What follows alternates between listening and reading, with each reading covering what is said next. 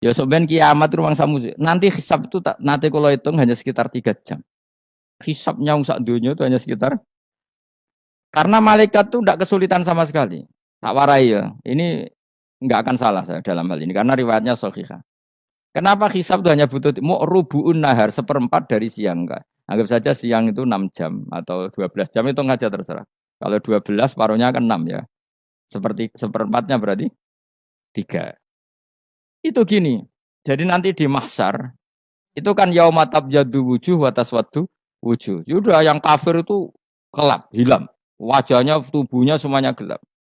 Yang mukmin itu semuanya terang. Jadi sudah yang tas yadu wujuh atas wadu wujuh otomatis terus nyingkap. Terus pergerakannya itu delala yang tabyadu wujuh itu ke kanan. Yang taswadu wujuh ke kiri. Maka kamu jangan punya sinar yang kelap-kelip. Nanti kena bego yang karena nggak jelas tadi. Maka kamu harus sinarnya yang sejelas-jelasnya. Ghurran muhajjalin min asaril. Bila perlu nur kamu sampai menembus langit saat itu. Makanya ketika orang mukmin sudah nurnya ada di muka, ada di tangan, masih ngendikan Robbana atmim lana nurona karena takut masih kena bigo tadi. Karena kalau hanya wudhu tok, sikil tok kan bayangkan di miliaran orang kan bisa agak kelihatan. Tapi kalau nurnya sampai nembus langit kan itu siapa kok nurnya sampai kan malaikat langsung tahu. Makanya hafal Quran alim kan insya Allah nurnya itu. Sama zaman itu masih berdoa Robbana atmim lana sempurnakan nur kami. Karena nanti identifikasi malaikat berdasar tadi. Kalau ada nur berarti diletakkan ashabal yamin. Kalau nggak ada nur, ashabal shimal. Nah malaikat yang dibawa bigo itu kira-kira detail nggak? Dugaan saya kalau kelap-kelip pasti kena simal. Wah ini partai kiri. Kan, pemenang yang wudhunya mau dulet sirah tok sidik. Karena anak madzhab Syafi'i. Sebetulnya meskipun itu sebaiknya kalau basuh sirah itu kabeh ben ora kelap mana aneh pepes terus dulat-dulit tok. Iku soben ya itu kelap-kelip. Ya sudah ya. Setelah itu kata ngendikane pangeran yu'raful mujrimuna bisimahum fayukhadu bin nawasi wal aqdam. Orang-orang pendosa kelihatan maka diletakkan di kiri. Nah sama yang orang-orang baik simahum fi wujuhim min asari. Jadi ayat itu jelas tentang akhirat. Tapi kira usah terus provokasi. Seneng kamu kok ya khisimun. Maksudnya provokator. Gitu. Jadi nanti yang mukmin jelas nurnya. Lah nur ini nanti dengan kadar iman kamu, perilaku kamu. Ada yang kelap-kelip, ada yang. Nah yang kelap-kelip ini yang kena bigo itu tadi. Nanti setelah kena bigo ikut ashabis simal, yang kelap-kelip disortir lagi malaikat yang bagian detail kan ada nanti. Nah ini terus ditubir neraka. Yang kafir bener-bener neraka, yang ini ditubir neraka. Itu nanti ini yang ngel-ngelok Kanjeng Nabi digoleki ya ini itu. Mana sakit Kanjeng Nabi, mana ono kiai soleh darani, nah iso soleh dhewe sakit Nabi mergo terus goleki endi umatku sing kelep-kelip dicari disyafaati. Ya, imma langsung dituruti Allah wa imma diumbasik ning neraka. Ya terserah rencanamu piye kon aku kowe. Tapi yang jelas apa? Kiamat itu cepat sekali karena tadi ada identifikasi tadi. Makanya hanya cukup 3 jam karena tadi yang jelek kelihatan jelek, yang baik kelihatan baik. Makanya cepat. Ya oraful mujrimuna bisimahum orang pendosa dikenali lewat alamatnya yaitu taswadu apa? Wujuh. Kalau orang baik dikenali lewat tabyadu wujuh. Nah, terus setelah nyingkir, ini ngono tak warai kiamat. Setelah nyingkir itu faduri babe nahum bisuril lahu bab. Setelah tersingkir tadi terus lalu ada pintu penghalang. Pintu pemisah. Nah, pintu pemisah tadi yang sisi kanan langsung jadi surga, yang sisi kiri jadi neraka. Itu disebut faduri babainahum bisuril lahu bab batinu fi rahmatu wa dhahiruhu min kibalihil adzab. Yang pintu arah kanan otomatis wilayah surga, yang pintu kiri otomatis wilayah neraka. Nah, problemnya ketika penutupan pintu itu dah yang kelap-kelip itu katut kemana ini yang makanya kamu jangan malok partai yang apa? Kelap-kelip yang enggak jelas itu koalisi kemana? Kalau partai besar kan iso nyalon presiden, partai kecil ini kan ikut mana ini kan? Sing sak ngisore 1%, 2% ini kan repot. Loh, coba misalnya nur kamu 2%. Berarti gelap kamu kan 98%. Kira-kira malaikat mengkategorikan kemana coba? Ayo jawab. Gelap. Loh kok udah semangat. Padahal itu bagian dari kamu. Kalau satu tubuh itu sinarnya hanya 2%. Kira-kira kategorinya itu partai gelap, partai terang. Udah semangat kok. Udah. Berarti kegaruk kemana? Kiri. Tapi bisa saja malaikat cara berpikir gini. Tapi kok ada cahayanya ya. Padahal kata Allah, yang bercahaya ashabul yamin. Kan nggak ada bilang cahaya terang. Bisa saja malaikat, alhamdulillah berpikir begitu. Ya nanti kita rayu saja supaya berpikir ini kan yang penting ada cahaya. Kan Allah tidak bilang terang apa kelap-kelip. Ya mungkin saja asal ada cahaya dikategorikan lahu nur, punya apa? Nur. Tapi yang jelas saat itu pun yang sudah punya cahaya masih berdoa Robbana atsmim lana nurona. Ya Allah saya mohon sekali nur-nur kami sempurna. Jadi ini saya bantu teman-teman yang hafid-hafid supaya tahu maknanya ya.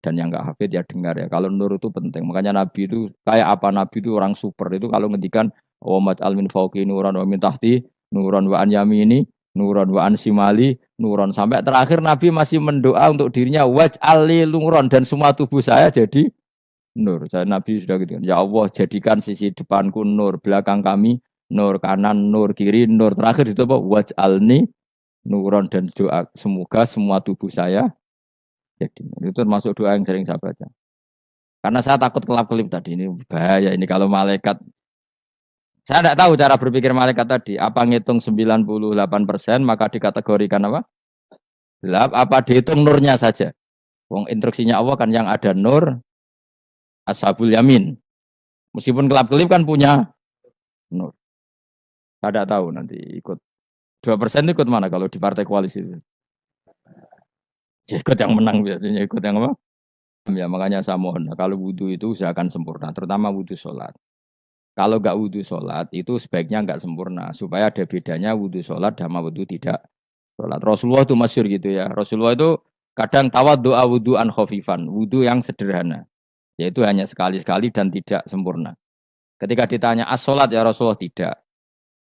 Misalnya saya habis makan mau tidur biasanya ya wudhu, tapi tentu tidak perlu sesempurna kayak wudhu sholat biar ada bedanya. Rasulullah juga gitu. Beberapa kali beliau wudhu, tapi tidak sesempurna wudhunya untuk sholat. Masyhur itu di riwayat itu. Tawaddu wudhu an khafifan.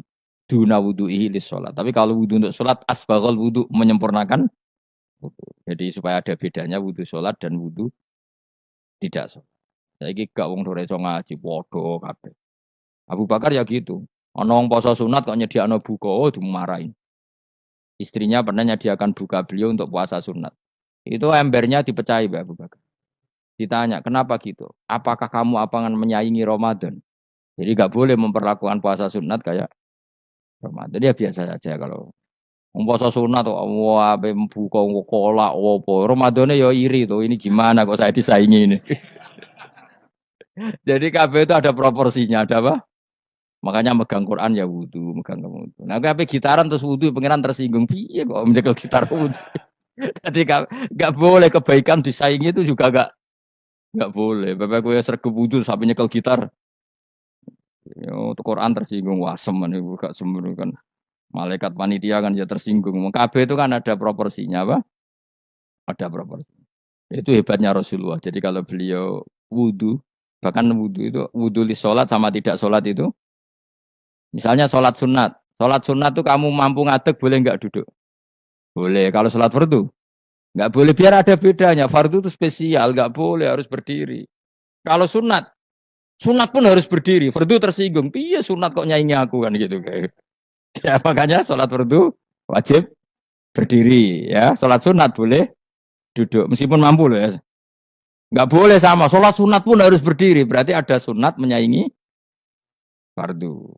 Ya jelas ya. Jadi aturan main itu harus jelas. Nggak boleh. Makanya Abu Bakar itu nggak mau kalau ada orang puasa sunat kemudian apa? Abdullah bin Mas'ud lebih parah. Dia itu tukang nyuepeng orang yang selalu sholat duha. Makanya saya itu duha itu jarang. Karena takut kena sweepingnya siapa? Abdullah bin Mas'ud. Itu ada orang khusyuk tiap hari itu hadis sweeping sama dia. Apakah kamu menjadikan sholat ini jadi fardu kok mbok lakoni bedino? Awas nang mbok lakoni bedino. Daerah akhir duha dilakoni bedino. Perkara ini butuh duit.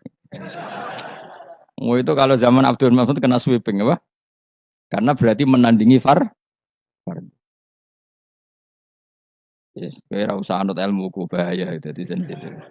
Cuma ini kan ilmu tetap tak utarakan. Biar kamu tahu, nggak boleh fardu disaingi itu nggak. Coba kan banyak ketentuannya tadi. Contoh paling gampang itu apa? Kalau sholat fardu boleh nggak boleh apa? Duduk. Sholat sunat boleh duduk. Sholat sunat boleh di kendaraan sesuai jalannya kendaraan. Ayat nama tawajjat bi rohilatu. Kalau sholat fardu, kalau kamu naik unta harus turun untuk memastikan di kiblat.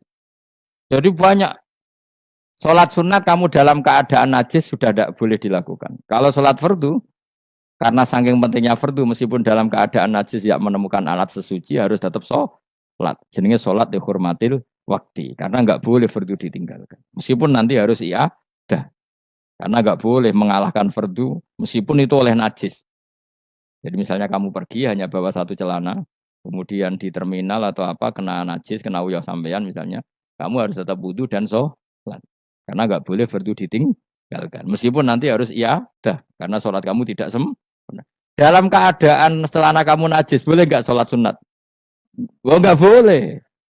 Karena kalau fardu itu darurat memang sesuatu yang harus maka dilakukan. Tapi kalau kamu dalam keadaan nggak suci, nggak boleh melakukan sholat apa? Sunat. Karena fardu itu spesial apa? Spesial. Bukan kalau terus nanya. Wamtazul yauma ayyuhal mujrimun. Ya, jadi orang mujrimun harus terpisah dari orang apa? Mukmin. Dan yang keharusan itu ketika di surga. Tapi kalau di dunia ya boleh muamalah boleh. Ya muamalah yang halal maksudnya. Infaridu tegese misau sira kabeh ana mukminin sing pira-pira mukmin intaktilatihim. Nalikane campure kufar utawa al mujrimin bihi kelan al mukminin. Atau rujuke mbok walik boten napa. Maksudnya rujuke diwalik iki sami intaktilatihim mukminin bihi kelan kufar atau kufar ning mukminin. Alam ahad ilaikum ya bani Adam. Alam ahad ana ta ora merentano ingsun ilaikum maring sira kabeh. Amurkum tegese ana ta ora merentano ingsun kum ing sira kabeh ya bani Adam ya bani Adam. Ala lisani rusuli ing atase lisane para utusan-utusan ingsun. Bukankah saya telah merintahkan kamu wahai bani Adam Allah tak butuh setan. Yen ta ora menghamba sira kabeh asyaiton ing setan. Ngendikane pangeranku ijek kanut setan cek nemen nih. Bukankah sudah saya perintahkan kamu tidak boleh diperbudak napa setan. Maknane la tuti tegese aja taat sira kabeh ing setan. Inna sak temene setan laku maring sira kabeh aduun musuh mubinun kang jelas. Bayinul adawati banget musuhane. Lah yo setan musuhmu kok malah mbok enut bocah kok sarap ngono. Karwan musuh kok di enut. Anut yo pangeran mergo Allah wali fid dunya wal akhirah. Wa anik budu nilan yen to nyembah sira kabeh ni ingsun. Wa anjene kelakuan budu nyembah sira kabeh ni ingsun wahidu tegese nglakoni ya tauhid sira kabeh. To mengesa kakno sira kabeh ni ingsun. Wa ati ulan to atau sira kabeh ni ingsun. Harusnya kita hanya ibadah ning Allah Subhanahu wa ta'ala karena dia yang menciptakan kita, tempat kita kembali. Setan itu tidak siapa-siapa. Makhluk yang hina, yang lemah. Pokoknya malah taat. Taat ya ning gone zat sing super, sing gawe kita, sing memberi rezeki kita dan zat yang kita kembali. Hada utawi iki, maksudane taat ning Allah taala. Hada ay al madkur min taatillah ku siratun ku dalan tori kontek dalan mustaqimun kang